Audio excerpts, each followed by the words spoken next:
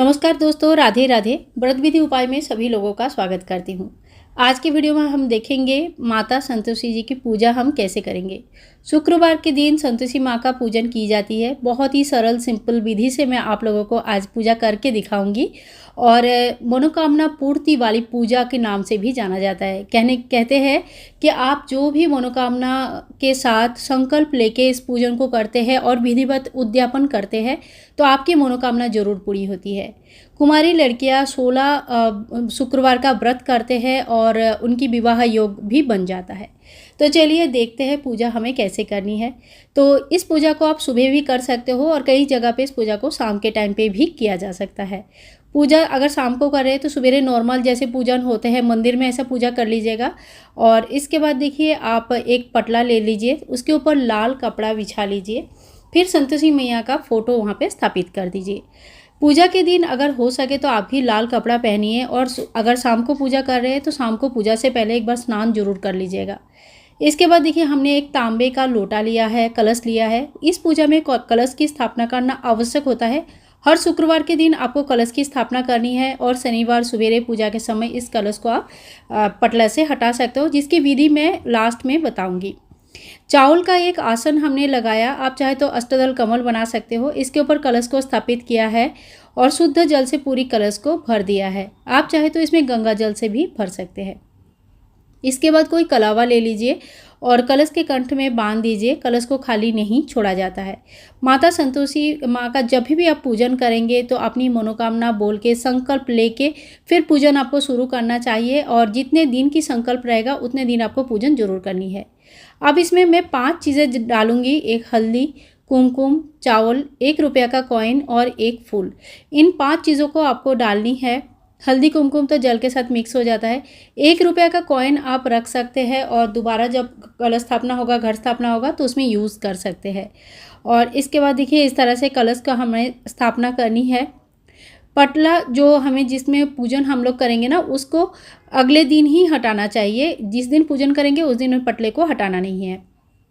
इसके बाद देखिए संतोषी माँ का पूजन में गुड़ और चने का ही विशेष महत्व है। इसके अलावा आप नारियल का भी भोग चढ़ा सकते हैं। तो यहाँ पे गुड़ और चने एक प्लेट में रखनी है और प्लेट को कलश के ऊपर रख देनी है। माता के सामने हमने दीपक प्रज्वलित कर लेंगे। घी का या तिल का तेल का दीपक आप प्रज्वलित कर सकते हैं। जय माँ संतोषी, जय माँ संतोषी, जय माँ संतोषी। इसके बाद देखिए थोड़ी सी फूल में जल का छींटा देते हुए माँ को स्नान कराएंगे और बहुत ज़्यादा जल का व्यवहार मत कीजिएगा क्योंकि ये फ़ोटो ख़राब हो सकती है फिर। और अगर आपके पास मूर्ति है तो आप उनकी विधिवत स्नान श्रृंगार जरूर कीजिएगा। स्नान के बाद हम टीका करेंगे। तो संतोषी माँ का जो फोटो है इसमें बहुत सारे देवी देवता बने हुए रहते हैं, जिसमें गणेश जी भी है। तो हम गणेश जी की पूजन यहीं पे कर लेंगे। अगर संतोषी माँ का आपके पास ऐसे फोटो है जिसमें गणेश जी नहीं है तो आप गणेश जी की अलग से भी स्थापना कर सकते हैं। अगर गणेश जी की मूर्ति नहीं है तो फिर आप एक सुपारी के रूप में भी गणेश जी को स्थापित कर सकते हैं।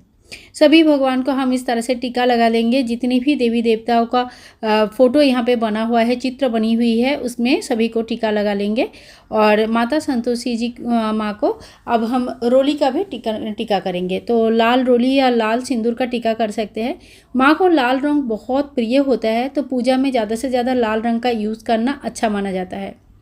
इस पूजा को करने से मनोकामना पूर्ण हो जाता है, इसीलिए इस पूजा को कोई भी अगर विशेष मनोकामना की वजह से ही किया जाता है। अब थोड़ी सी हम चावल माता को चढ़ा देंगे और जो कलावा है वस्त्र स्वरूप कलावा माँ को चढ़ा देंगे। ओम वस्त्रम समर्पयामि इस मंत्र का जप करते हुए माँ को वस्त्र चढ़ाएंगे।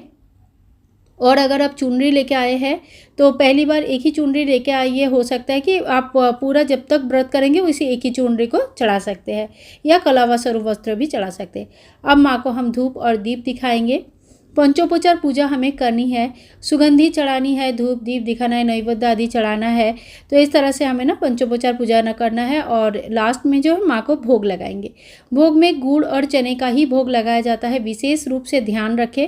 आप 100 किलो 100 रुपया का विशेष जो है ना महत्व है तो आप पहले ही 100 रुपया का भोग लेके आइए और वहाँ से थोड़ा थोड़ा करके आप जितने भी संकल्प लिए हैं उस हिसाब से माँ को भोग चढ़ाते रहिए।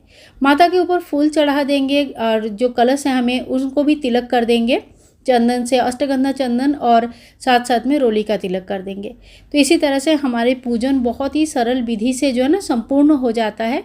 इस तरह से जब पूजन हो जाता है हमारे, उसके बाद हमें माता की व्रत कथा पढ़नी होती है।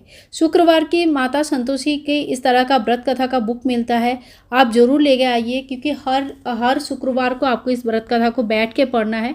और इसमें देखिए व्रत का महत्व, व्रत में हमें क्या क्या करना चाहिए, हर डिटेल्स में दिया हुआ रहता है और इसमें व्रत कथा भी दिया हुआ रहता है। और लास्ट में जाके आपको संतोषी माँ का आरती भी मिल जाएगी। तो आप जब संकल्प लेके इस व्रत को करेंगे तो आपको हर शुक्रवार पढ़ना है, तो आप एक व्रत कथा का बुक जरूर साथ में ले आइए। इसके बाद देखिए, जब भी हम व्रत कथा पढ़ते हैं तो हाथ में गुड़ और चना लेके ही हमें व्रत कथा पढ़नी चाहिए। खाली हाथ कोई भी कथा नहीं सुननी पढ़नी चाहिए। तो हमने हाथ में गुड़ और चना ले लिया, पूरे व्रत कथा जो है ना हम पढ़ लेंगे। बुक को सामने ही माता के सामने रख देंगे, टीका इत्यादि कर लीजिए, बुक का भी पढ़ाई कर लीजिएगा, पूजा कर लीजिए। और इसके बाद हाथ में जो गुड़ और चना है, ये गुड़ और चना गाय को खिलाया जाता है। तो आप इस गुड़ और चने को गाय को अगर तुरंत संभव है तो तुरंत तक खिला सकते हैं, नहीं तो अगर बाद में कभी गाय बाहर जाते हैं घर से तब खिला सकते हैं। इसके बाद हम आरती कर लेंगे। सबसे पहले गणेश जी को शरण करते हुए आरती दिखाएंगे गणेश जी को, फिर माता रानी को 3 बार ऐसे आरती घुमा के आरती दिखाएंगे और जो जितनी भी देवी देवता विराजमान है फोटो में सभी को आरती दिखाएंगे। आरती होने के बाद हाथ में थोड़ी सी जल ले लीजिएगा और जल लेके आरती के चारों तरफ इस तरह से 3 बार घुमा लीजिए, आचमन कर लीजिए और फिर हाथ जोड़ करके माता से पूजा में रही कमियों के लिए आप क्षमा प्रार्थी जरूर हो जाइए, क्योंकि पूजा में हमारा कुछ ना कुछ कमी जरूर हो जाती है।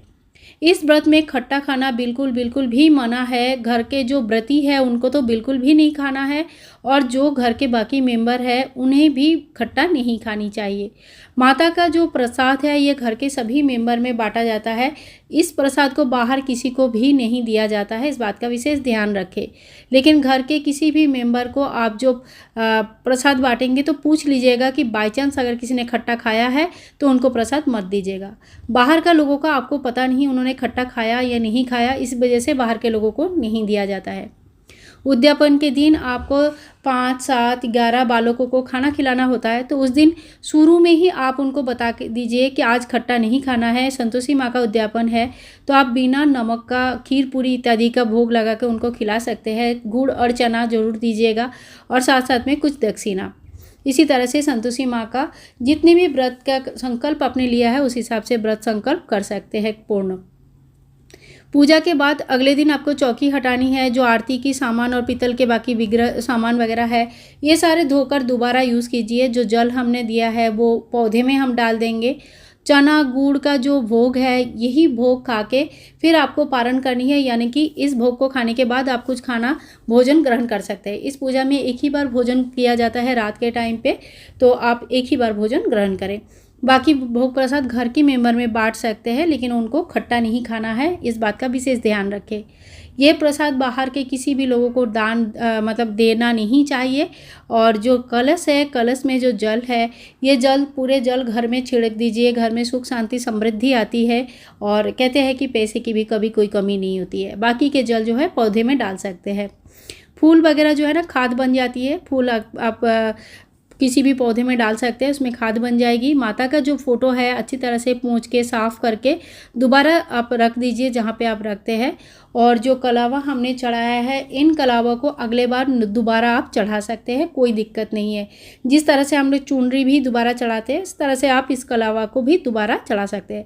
आप चाहे तो इनका विसर्जन भी कर सकते हैं, आप भूमि या जल विसर्जन भी कर सकते हैं।